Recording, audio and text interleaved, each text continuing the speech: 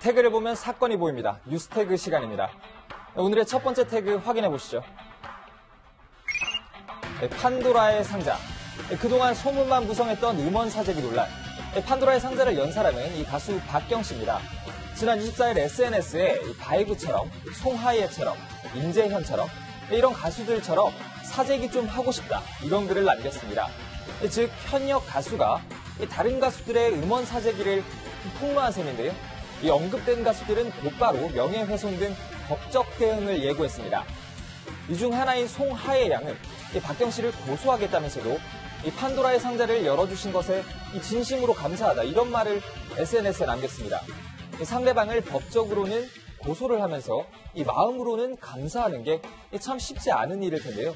나는 사재기 안 했지만 이 가요계의 음원 사재기 논란은 꼭 해결돼야 한다. 이런 마음인 걸까요? 한 걸음 태그로 더 들어가 보겠습니다. 네, 음원 깡패, 차트인 이런 태그가 보이고요. 이 4억 다오 1위 줄게. 이거 어떤 말일까요?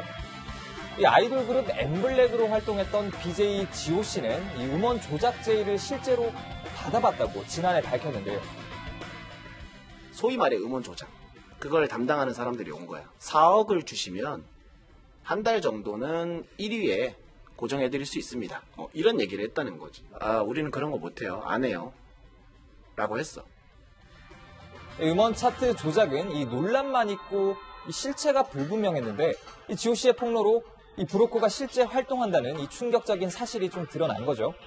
널리 알려진 아이돌 그룹 2PM에게도 이런 제의가 갔다고 하는데요. 2PM이랑 대기실에 같이 썼어요.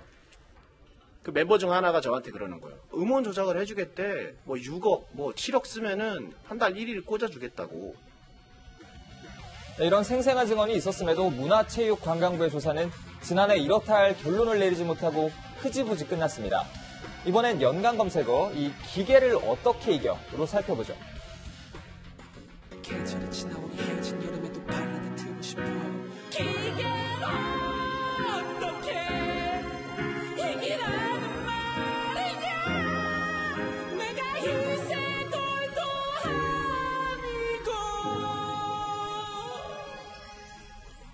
네, 한 경연 프로그램으로 유명세를 탄 래퍼 마미손인데요. 어제 신곡을 발표하며 음원 조작 논란에 기름을 부었습니다. 기계를 어떻게 이기란 말이냐. 이 음원 차트가 기계를 동원한 사재기 등으로 조작되고 있다는 의혹을 좀 재밌게 표현한 건데 실체를 밝혀내지 못하면 이런 논란은 한동안 계속 반복될 것으로 보입니다. 두 번째 뉴스 태그입니다. 1클릭 이사과. 바로 태그로 한 걸음 더 들어가 보겠습니다. 홍콩 사태 좋아요도 못해 이런 태그들이 나와 있는데요. 단 한 번의 클릭에 사과를 2번이나 해야 했던 사람, 아이돌 그룹 슈퍼주니어의 최시원 씨입니다. 최시원 씨는 최근 한 기사를 자신의 SNS에 공유를 했는데요. 홍콩 시위 도중 경찰의 총에 맞아서 중태에 빠진 홍콩 청년을 인터뷰한 기사였습니다. 최 씨가 홍콩 시위를 지지하는 것으로 받아들인 중국 팬들은 당장에 난리가 났죠.